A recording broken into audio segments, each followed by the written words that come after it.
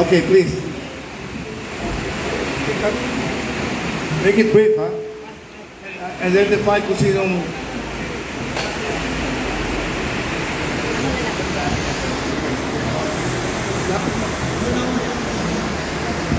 Come on. Philip. Sir, isa lang ho magiging question ko. Filipo from Bagong Marino, Diario. Ito po kasi, yung dream ng isang tao natin na si Ninoy Aquino is parang hindi yata natin maabot-abot. That the Filipino is worth dying for. Ngayon, palagi po ang kaakibat ng pagbabago na hinihingi natin ay meron siyang kaakibat na isang salita. Palitan. Bukod po dito, ano po kaya pa ang dapat natin gawin? I think parang hindi po politiko ang kailangan ng ating bansa. If I may be allowed, I would rather say managers ang kailangan natin mag-run ng ating bansa. Pag politiko po, alam na natin eh. Ano po ang masasabi? And what's the question now? Ang question ko po dito, ano po ang magiging alternative natin na solusyon sa korupsyon sa ating bansa? Okay. I would like to take the floor. I have the microphone. Okay. Tinatanong mo, hindi dapat leader ang dapat magmamuno sa ating, kundi manager. Di ba yun ang isang tanong mo? Okay. I'll put it like this. A leader is one that can inspire, can motivate our people. A manager can organize, can direct, and plan for the betterment of the country. Better yet, we have to come up with a leader at the same time a manager. And we see these qualities in Vice President Sara Duterte. So we have to root for VP Sara as the next president of our country. That's my answer to the question. Tanong, question. Sagot. For media. Sa amin po, ang gusto ho namin, sectoral representative na galing mismo sa mga sektor. Ang gusto namin mamuno at agapay po si Vice President Sara. Sectoral representative. Ang gusto namin.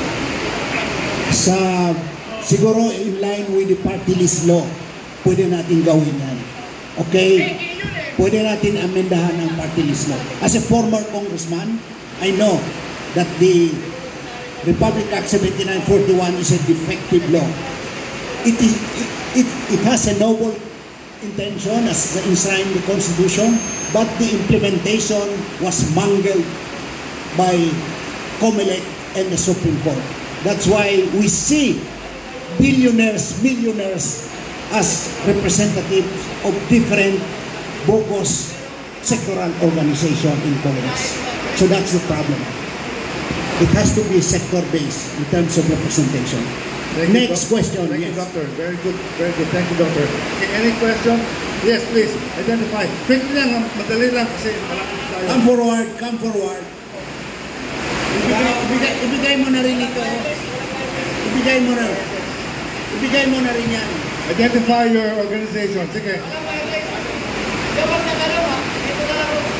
Doctor, you're right. We should change the party list system. Hello. Doctor, close mo lang. Laksan mo lang. Sige, laksan mo lang. Hello. Sir, tanong ko lang po. Nag-announce kayo kanina, there will be a rally on Sunday, this October 12. Now, meron nung second na ops tayo, binanggit ito ngayon lang ng ating director, by November 13, there will be another revolutionary government. And we are waiting for the 2028 election, which will be the priority of this group. In terms of the rally, we are not party to that, but its organization is invited to join. But we are not one of the organizers. When it comes to the... But we support any rally for the purpose of peace and development for this country. Saan po ito gagawin, sir? Hindi namin alam yon. Hindi pa namin alam. For further announcement, Bali, 2 days na lang po.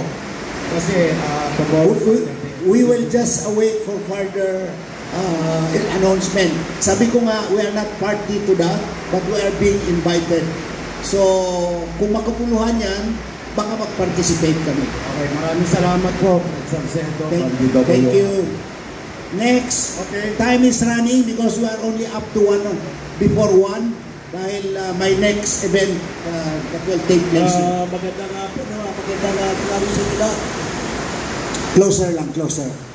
Nais ko lang malaman kung ito bang BIPSD, ito na ho ba yung kasagutan, no? Ang aming hinahanap na magkakaroon na ho ng katarungan itong ating mga kababayan dahil marami na hong nananawagan ng korupsyon, walang nangyayari. Bagkos, binagay po si Rimulyo sa Ombudsman. Ano mangyayari? Kayo na ba kasagutan ng taong bayan? Kung direct na answer or BIP can address the deep-seated issues of the country, we cannot say at this point in time. But we are here to be part of the solution within the context of voluntarism. What we see is that we have to support a leader who can champion the cause of the Filipino people and who has the ability to address the deep-seated menace of this country, which is corruption at walang hypocrisy, walang puso. And we see this, as I said, as one of the qualities of VP Sara, which we call RAD leader. As a RAD leader in her, being a resilient, agile, and development leader, for sure, I'm sure that she will be able to address the problems of this country. Mamaya na siya po, para pa kayo sa Gardera. Masyado ako nasaktan sa sinabi nyo kanina. Kasi Pangulong BBM, nagbebenta pa ng mga bigas doon sa ano. Kung tinanong mo kung tama ba sila. Sa akin no, tama ho sila. May tama sila sa utak. At ginoong doktor naman. Sir, pag nagpaggamot sa inyo yung mga politiko natin korupsyon, alam niyo na gagawin, tarakan nyo, no? Okay. Any more? Yes. Mia Layagin po from EuroTV News. Kanina meron po mga nakabanggit sa inyo na you are calling for resignation of PBBM. Last Wednesday, pinasilip na po ni Cavite Representative Kiko Barsaga yung inaayin niya na pagka-file ng impeachment complaint laban kay PBBM. Ano po ang inyong stand or reaction dito? Well, that is the overwhelming sentiment of the Filipino people, is for the president to resign. Because as if he is no longer in control of this country. I don't think he has still the moral ascendancy to govern because of so many issues confronting his administration.